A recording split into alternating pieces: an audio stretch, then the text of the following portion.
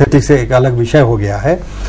सामाजिक विज्ञान पढ़ने से भविष्य में बच्चे को अच्छी नौकरी नहीं मिलेगी, इसलिए विज्ञान पढ़ो, सामाजिक विज्ञान मत पढ़ो। सामाजिक विज्ञान तब पढ़ो जब विज्ञान पढ़ने का अवसर तुम्हें नहीं मिले। यह बहुत बड़ा भ्रम है, और आज तो यह सबसे बड़ा भ्रम है।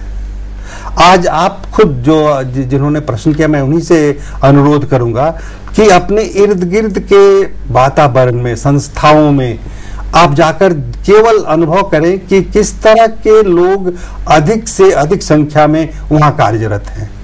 आपको खुद पता चल जाएगा कि सबसे अधिक संख्या में कार्यरत लोग सामाजिक विज्ञान के पृष्ठभूमि से आए हुए हैं। पूरे विश्व के स्तर पर आप देखें, समाज विज्ञान से या प्रोफेशनल जो साइंटिफिक विषय हैं, फिजिक्स है या अप्लाइड फिजिक्स है या केमिस्ट्री है या इंजीनियरिंग है या मेडिकल साइंस है, इसको पढ़ने वाले लोगों की संख्या अपेक्षाकृत बहुत कम है।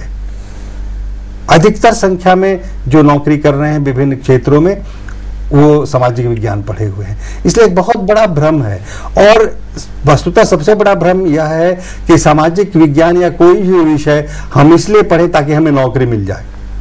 नौकरी मिल जाने मात्र से मानव जीवन का उद्देश्य पूरा हो जाता है क्या? मैं आपसे ही पूछना चाहूंगा, आप खुद सोचें इस पर कि मानव जीवन का, मैं एक व्यक्ति के रूप में मेरा जन्म हुआ और मैं रोकना चाहूंगा आपको। एक फोन फिर से हमारे पास आ रहा है जी। हेलो। हाँ जी सर, मेरी एक क्वेरी थी, वो फोन बीच में कट गया। अच्छा, हाँ बताएं।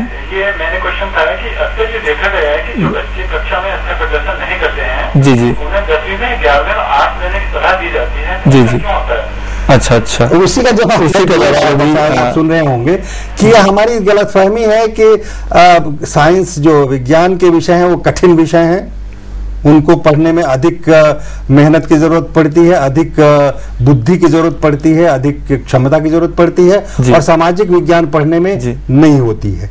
क्योंकि एक और भ्रम है कि जो एक्सपेरिमेंट्स हैं वो केवल साइंस के सब्जेक्ट्स में ही किए जा सकते हैं। सोशल साइंस सब्जेक्ट्स में एक्सपेरिमेंट्स नहीं किए जा सकते, इसलिए उतनी अधिक क्षमता की जरूरत नहीं होती। ये दोनों बातें भ्रामक हैं। विज्ञान को पढ़ने या समझने में जिस तरह की क्षमता की जरूरत है, उसी तरह की क्षमता की जरूरत सामाजिक विज्ञान पढ़ने में है। उसी तरह की क्षमता की जरूरत भाषाओं को पढ़ने में है। उसी तरह की क्षमता की जरूरत है जो और भी आर्ट्स एस्थेटिक्स हैं, या जो जैसा अभी डॉक्टर महापात्रा ने कहा, मानव अधिकार के जो क्षेत्र हैं उनको समझ में, पीस, शांति, मानव शांति के विभिन्न पहलुओं को समझने में, सभी विषयों को, सभी मुद्दों को समझने में एक ही तरह की क्षमता की जरूरत होती है। यह हमारा भ्रम है, और इसीलिए ज्यादातर, अब तो शायद यह भ्रम टूट रहा है, क्योंकि जो विज्ञान की डिग्री लेकर आईएएस में या और कॉम्पिटिटिव एग्जामिनेशन से बैठते हैं, उनसे बात करिए ना। वो विज्ञान के विषय को परीक्षा का विषय नहीं बनाते हैं, जबकि वो खुद उस विषय में मास्टर की डिग्री लिए होते हैं, बहुत अच्छा तथाकथित अंक प्राप्त किए होते हैं, लेकिन वो चुनते हैं सामाजिक विज्ञान, चाहे वो एंथ्रोपोलॉजी हो या सोशियोलॉजी हो या पॉलिटिकल साइंस हो या पब्लिक एडमिनिस्ट्रेशन हो। यहां भी एक सोच ये है कि शायद इसमें कम मेहनत से अंक आ जाते हैं। ऐसी बात है नहीं, मेहनत उतनी ही करनी पड़ती है। विज्ञान को समझने में जितनी मेहनत करनी पड़ती है, उतनी ही मेहनत आपको करनी पड़ेगी सामाजिक विज्ञान को समझने में। यह एक भ्रम है केवल। ऐसा कहा जाता है सर कि राजनीतिक विज्ञान के अध्ययन में हम राज्य, सरकार, संविधान, इन सब चीज़ों का अध्ययन करते हैं, लेकिन एक अच्छे नागरिक और एक उत्तरदायी नागरिक बनाने में इनकी क्या भूमिका होती है? हाँ, इसके पहले मैं उसको खत्म कर दूं, क्योंकि जीवन कौशल अधूरा रह गया था। तो आपने देखा कि निगोशिएशन स्किल एक ऐसा है जो हमारे जीवन की जितनी चुनौतियां हैं उनके समाधान करने में मदद करती हैं।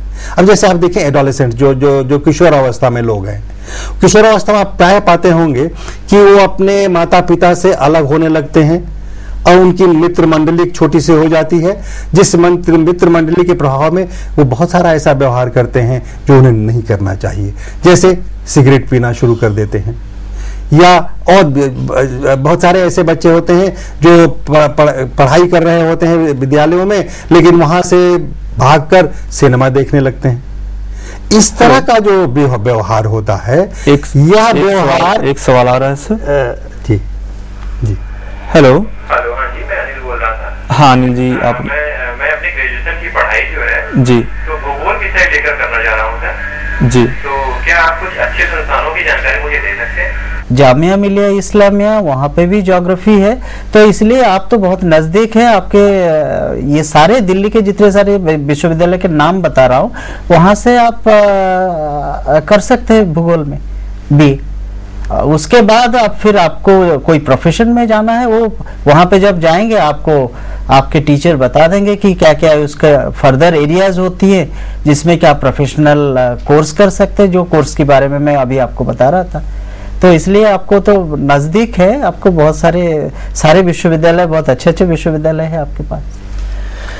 जी, मैं उस चर्चा को जारी करूंगा जरूर सर, क्योंकि जैसा मैं कह रहा था कि बहुत सारे किशोर जो अपने साथियों के कहने में कुछ ऐसा अवांछित काम करने लगते हैं, वो ऐसा नहीं करेंगे यदि सामाजिक विज्ञान के माध्यम से उनमें जीवन कौशल विकसित हो।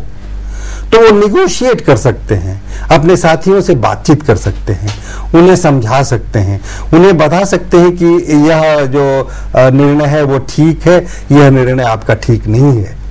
इसलिए निगोशिएशन स्किल भी बहुत महत्वपूर्ण है। इसी तरह से एक स्किल होता है जिसे हम कहते हैं स्किल टू एम्पैथाइज।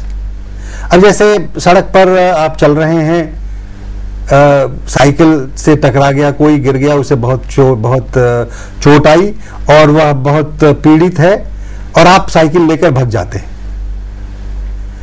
इस तरह की अवस्था क्यों आती है? क्योंकि आप में एम्पैथी का स्किल विकसित नहीं हुआ है। सामाजिक विज्ञान यह करने में भी मदद करता है ताकि आप वहां रुकें, यह समझें कि वह चोट जिसको आई है उसे जो दर्द हो रहा है वही दर्द शायद मुझे भी हो रहा है। ऐसा फील यदि आप करने लगे तो आप निश्चित रूप से अच्छे नागरिक होने की भूमिका निभा सकते हैं। आपने देखा ना पहले दृश्य में कि नेताजी ने भाषण तो बहुत लंबा दिया कि हमें गांधी जी के विचारों का आदर करना चाहिए, और उसी नेताजी को दिखलाया गया कि वो शराब पी रहे थे। तो यह जो अंतर होता है हमारे ज्ञान में, हमारे सूचना में, हमारे व्यवहार में, वो इसलिए होता है कि हमें जीवन कौशल ठीक से विकसित नहीं हुआ। क्योंकि सामाजिक विज्ञानों का अध्यापन अब तक ऐसा नहीं हुआ है कि हम ज्ञान के बदले जीवन कौशल के विकास पर बल दें। जी, और मैं समझता हूँ आज के दिन में ये जीवन कौशल और भी जरूरी हो जाता है कि जो भारत जो माना जाता था एक हमारा जॉइंट फैमिली या संयुक्त परिवार होता था, वो आहिस्ता आहिस्ता टूट रहा है। बिल्कुल एकल परिवार होते जा रहा है, जहाँ पे कि बच्चे, माँ बाप और साथ में बच्चे हैं और माँ बाप दोनों नौकरी करते हैं। तो उस संदर्भ में जो एक सोशल सपोर्ट या एक दादी नानी घर में हुआ करता था, वो अब नहीं है।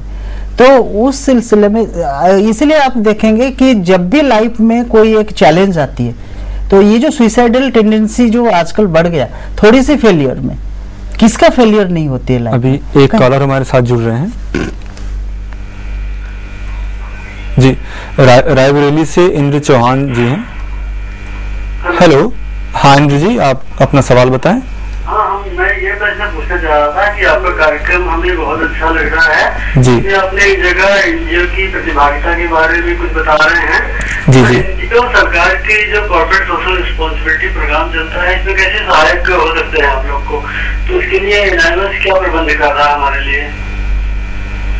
बिल्कुल, अभी एनआईएस कई सारे इसमें कर रहा है कि कई ओबी लेवल पर हमने ये प्रयास किया हुआ है कि हम एनजीओ के साथ जुड़कर और कोर्सेज चला रहे हैं, जहां पर हम एनआईएस और वो एनजीओ उनको एक संयुक्त प्रमाण पत्र देते हैं, और इस तरह हम ओबी लेवल पर ए, बी और सी ये तीनों लेवल पर कोर्सेज उनके लिए चला रहे हैं। जी जी, आप कुछ लाइफ स्किल के बारे में भी जी ना, इस प्रश्न से भी जुड़े हुए कुछ मेरे विचार हैं कि NIST